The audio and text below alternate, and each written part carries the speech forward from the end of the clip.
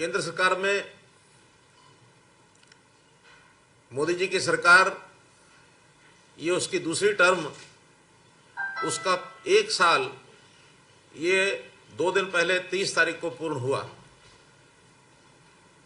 और इस NDA 2 के पहले साल में मैं समझता हूँ बहुत ही उल्लेखनीय काम मोदी जी की सरकार ने किए और कुछ काम तो ऐसे हैं जो वास्तव में एक इतिहास बन गया है। वर्षों से जो अटके हुए काम थे, जो जनता की प्रबल इच्छा थी, नहीं हो पा रहे थे, मोदी जी की सरकार ने और इस प्रकार से वो किए कि जिसके बारे में कोई सोच भी नहीं सकता। बिना किसी व्यवधान के जो काम हुए, उसमें अगर सबसे पहला महत्वपूर्ण काम मैं गिनता हूं तो वो है धारा 370। अनुच्छेद 370 को जिस प्रकार से उसका प्रभाव कम किया, जो इस देश की जनता की जब से देश आज़ाद हुआ, संविधान बना, तब से ही मांग थी कि इस धारा 370 के अनुच्छेद के प्रभाव को समाप्त किया जाए, क्योंकि एक राष्ट्र की कल्पना जो की गई थी, जहां एक विधान हो, एक निशान हो और एक ही प्रधान हो। कश्मीर में अभी तक भी 2 निशान और 2 विधान ये चलते थे। डॉक्टर श्यामा प्रसाद मुखर्जी के बलिदान के कारण से 2 प्रधान की जगह 1 प्रधान तो हो गया था, लेकिन अभी भी बाकी 2 चीज़ें शेष थी। अब कश्मीर जो है, जम्मू और कश्मीर, भारतवर्ष का एक अभिन्न अंग बन करके और आया है, उभरा है। देश की एकता, अखंडता इसे मजबूत हुई है। तो एक उल्लेखनीय काम ये पिछले 1 वर्ष में हुआ।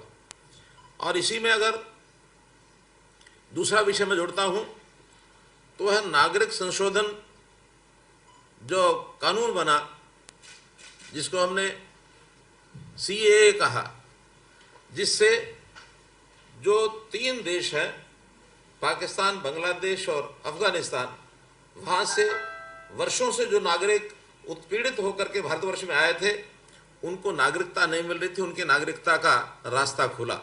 ये भी मैं समझता हूँ अपने देश और इस रीजन के अंदर जो एक लोगों के मन में एक संशय था और दूसरे प्रदेशों में, दूसरे देशों में रादर जो उत्पीड़न एक प्रकार से सहन कर रहे थे, उन सब लोगों को किस प्रकार से नागरिकता भारत की मिले, उसका रास्ता साफ हुआ। तीसरा बड़ा काम, राम जन्मभूमि पर भव्य राम मंदिर का निर्माण। यह भी कोई सोच नहीं सकता था कि इतनी आसानी से इस काम को आपसी समझ के साथ बैठ करके और सुप्रीम कोर्ट के निर्णय के माध्यम से ये भी संपन्न होगा। बहुत सूझबूझ के साथ इस काम को भी, यानी एक प्रैक्टिकल रूप दे करके, और इस मांग को भी, जनता की जो वर्षों पुरानी मांग थी, ये तो सैकड़ों वर्षों पुरानी मांग कह सकते हैं, इस देश की थी, उसको भी पूरा कराया है। इसी प्रकार 3 तलाक ये जो कानून है, मुस्लिम महिलाओं के उत्थान के नाते से जो एक उत्पीड़न मुस्लिम महिलाओं का ऐसा माना जाता है, उनको उसमें से बाहर निकाला। ये भी इस पिछले 1 वर्ष की देन है। करतारपुर साहब का जो गलियारा है, क्योंकि हमारे सिख बंधुओं के नाते से बहुत बड़ी मान्यता वहाँ जो गुरु नानक देव जी का जो एक स्थान है उसके प्रति जो बनी है और सारे देश के लोगों की आस्था है, तो उस स्थान पर लोगों का आना जाना उस गलियारे के माध्यम से आसान हो सके, इसका भी एक रास्ता करतारपुर गलियारे के नाते से ये बना है। वर्षों पुरानी यहाँ के जो देश के रक्षक लोग हैं, बुद्धिजीवी लोग हैं, और जो इस बात की मांग करते थे कि चीफ ऑफ डिफेंस स्टाफ ये एक होना चाहिए, तो एक कंबाइंड एक सिस्टम बना करके चीफ ऑफ डिफेंस स्टाफ की जो एक रचना बनाई गई, एक प्रावधान किया गया, ये भी एक हमारे रक्षा के नाते से एक बहुत बड़ा कदम जो इस पिछले साल में लिया गया है। मित्रों, काम गिनाने के लिए बहुत हैं, लेकिन कुल मिलाकर के पिछला 1 वर्ष इन सब बातों के लिए गिना जाएगा कि इस देश ने दुनिया में अपना एक ऐसा नाम बनाया है, एक ताकत के रूप में उभर करके आ रहे हैं। वो चाहे सामरिक ताकत हो, चाहे वो आर्थिक ताकत हो, राजनीतिक ताकत हो, हर दृष्टि से भारतवर्ष का नाम देश में ऊंचा करने के लिए प्रधानमंत्री जी ने कदम उठाए, वो सब सराहनीय हैं। प्रधानमंत्री जी ने आर्थिक दृष्टि से इस देश को आगे बढ़ाने के लिए, दुनिया के साथ अपने संबंध अच्छे बनाने के लिए, इन्वेस्टर्स को यहाँ लाने के लिए, यहाँ की जनता को किस प्रकार से आगे पार्टिसिपेट कराया जाए, हर वर्ग के साथ उन्होंने संबंध बनाए और संबंध बना करके जनता के लिए भी बहुत सी योजनाएं वो लागू की, चाहे वो शारीरिक दृष्टि से या चिकित्सा दृष्टि से, शिक्षा की दृष्टि से, किसान की दृष्टि से, व्यवसाय की दृष्टि से, हर प्रकार के क्षेत्र में उन्होंने बहुत सराहनीय काम किए। अगर मैं चिकित्सा के नाते से कोई एक विषय गिनाना चाहूँ तो आयुष्मान भारत जैसी स्कीम, ये भी उन्होंने घोषणा की, जिसके अंतर्गत कहा जा सकता है कि कोई भी गरीब परिवार उसको 5 लाख रुपए तक की एक इलाज की गारंटी ये सरकार की ओर से दी गई कि उसका एक चिकित्सीय बीमा कि किसी को रोग के कारण से और इस बात को ना सहन करना पड़े कि रोगी बिना इलाज के और वो मर गया या उसका घर का परिवार की स्थिति खराब हो गई, इसमें से ऊपर उठाया। देश भर में 1 करोड़ लोगों ने इसका लाभ उठाया है। अगर मैं हरियाणा की बात करता हूं तो 1,10,000 लोगों ने इसका लाभ उठाया है अभी तक हरियाणा में।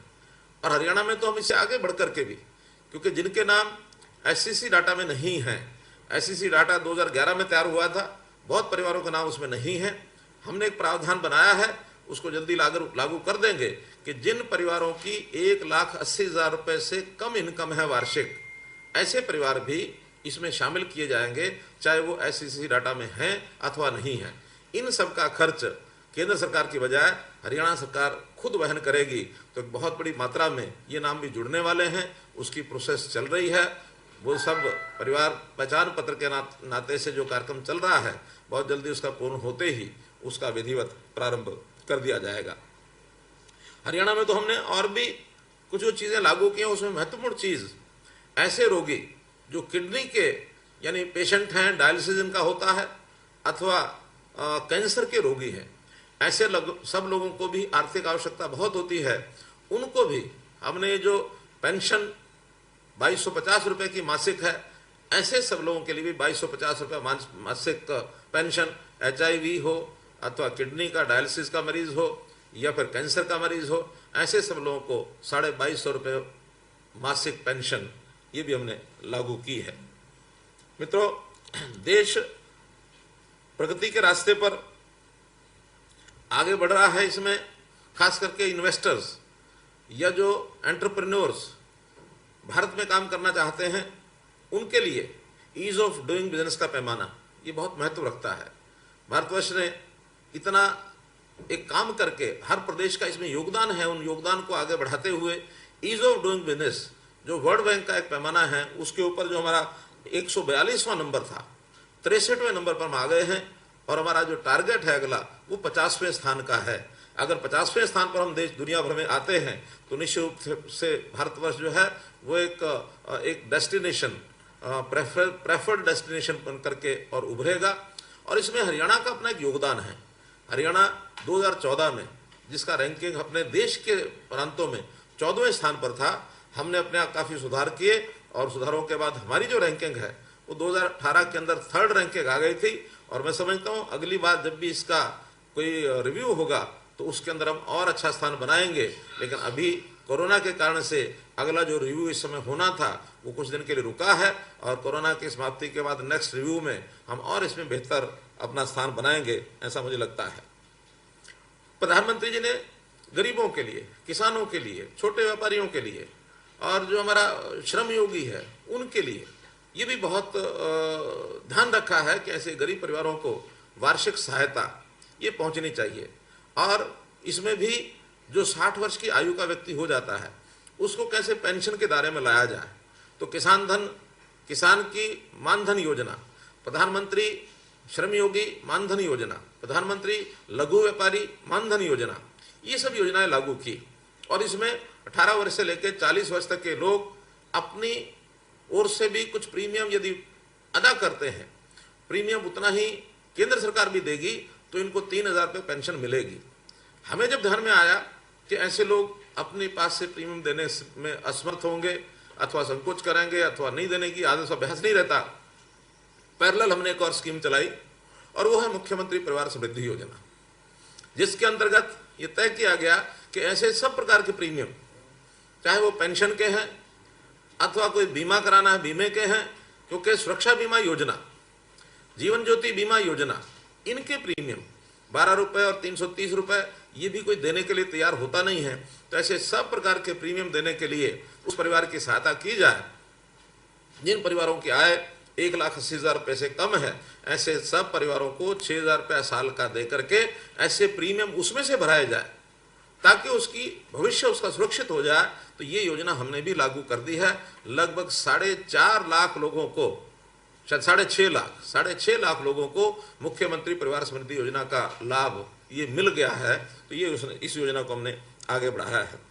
प्रधानमंत्री किसान सम्मान निधि 6,000 रुपया वार्षिक, ये काम भी इस देश में पहली बार हुआ है कि हर किसान के खाते में हर 4 महीने के बाद 2,000 रुपया जाएगा। और ये पिछले वर्ष भर में लगातार चला है, इस बार की किस्त भी पहुंच गई है। किसान अपने खर्चों को किस प्रकार से उसमें मीट आउट कर सकता है, सारे खर्चे न भी मीट आउट होंगे तो कम से कम 6,000 रुपये का सहयोग साल का उसको होता है। तो एक बहुत बड़ा एक काम जो है किसान का वो आगे बढ़ जाता है। इस प्रकार की व्यवस्था ये भी प्रधानमंत्री जी ने की है। उसमें हरियाणा ने जो योगदान किया है वो मैंने आपको बताया है। प्रधानमंत्री जी ने केयरिंग फॉर पुअर, जो भी कोरोना के दिनों में, कुछ बातें मैंने कोरोना से पूर्व की बताई है पिछले वर्ष की, लेकिन पिछले 2.5 महीने से हम कोरोना के पीड़ में निकल रहे हैं। तो कोरोना के अंतर्गत जो उन्होंने घोषणाएं की, इस देश को आत्मनिर्भर बनाने के लिए हर व्यक्ति का योगदान हो, तो उस नाते से 20 लाख करोड़ रुपए की जो घोषणाएं की गई, एक पैकेज दिया गया। उसके अंतर्गत बड़ा जो एक लाभ दिया गया एमएसएमई को। उस एमएसएमई में 3.5 लाख करोड़ रुपए का एक पैकेज केवल एमएसएमई के लिए घोषित किया। हमने हरियाणा में भी इसकी योजना बनाई है कि केंद्र का जो लाभ मिलेगा वो तो मिलेगा ही, साथ में हरियाणा की ओर से भी हम उसमें कुछ लाभ जोड़ सकते हैं। तो जैसे शिशु लोन है एमएसएमई के लिए 50,000 रुपये का लोन, इस लोन में जो ब्याज एंटरप्रेन्योर को देना पड़ता है, उस ब्याज में हमने भी अपनी ओर से उसमें योगदान करने का ये तय किया है। ऐसे ही ये शिशु लोन 5 लाख लोगों को